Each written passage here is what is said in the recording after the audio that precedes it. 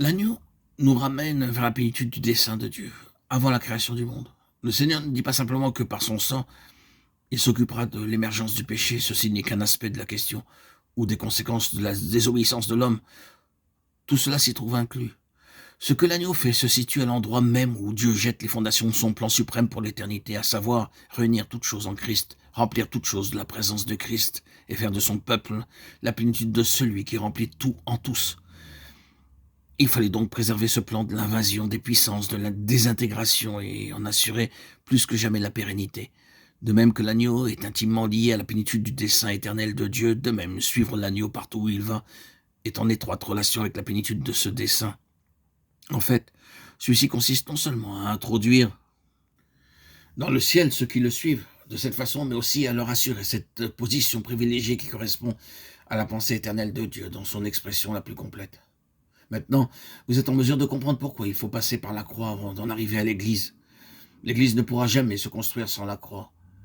L'Église est le lieu où les conseils éternels de Dieu doivent se manifester, et cette Église est fondée sur la croix. Tout se résume à la question suivante. Voulons-nous suivre l'agneau partout où il va? En d'autres termes, allons-nous accepter la croix avec tout ce qu'elle entraîne? Elle dont le but est de renverser tout ce qui est contraire au dessein de Dieu et de bouleverser tout ce qui en nous s'oppose à ses pensées. Or, ce bouleversement se traduit de manière éminemment pratique. Il y a un côté pratique pour très développé au point que chaque fibre de notre être s'y oppose. Le Seigneur nous dit à vous et à moi que sous l'effet de l'opposition, des afflictions et des souffrances que les autres amassent sur nos têtes, nous devons rester dans une attitude de parfaite douceur, sans regimber ni réagir dans l'ardeur de notre tempérament, de nos sentiments froissés et de notre orgueil blessé. Il nous faut toutefois accepter cette situation, nous résigner avec douceur et remettre le tout entre les mains du Seigneur en consentant à souffrir. Ah, nous ne sommes pas faits ainsi. Il nous faut être transformés pour pouvoir agir de la sorte. Mais lorsque l'Esprit de Jésus-Christ, l'agneau de Dieu, a réellement le dessus dans notre cœur et y remporte une victoire, lorsque l'agneau triomphe au-dedans de nous, alors le terrain est prêt pour que Dieu puisse exercer sa puissance illimitée dans cette situation à son heure et à sa façon.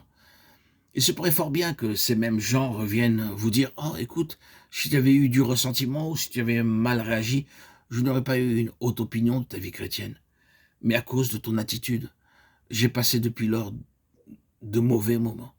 Dieu a marqué un point. Combien de gens sont gagnés par ce moyen? Oui, l'agneau est victorieux. N'essayons pas de nous faire une idée précise de ce que veut dire suivre l'agneau. Nous sommes touchés par cette vérité comme tout à nouveau. Chaque jour de notre vie, elle nous sondera et nous mettra à découvert. Et cependant, à la fin, il y a ce groupe en contact direct avec le trône qui chante ce cantique dans une unité telle que l'apôtre lui-même n'entend plus qu'une seule voix. J'entendis une voix, et la voix que j'entendis, le mot voix est au singulier. Ces 144 000 personnes chantent si bien à l'unisson qu'on a l'impression d'uire un seul son et une seule voix. Dieu a fait un exploit.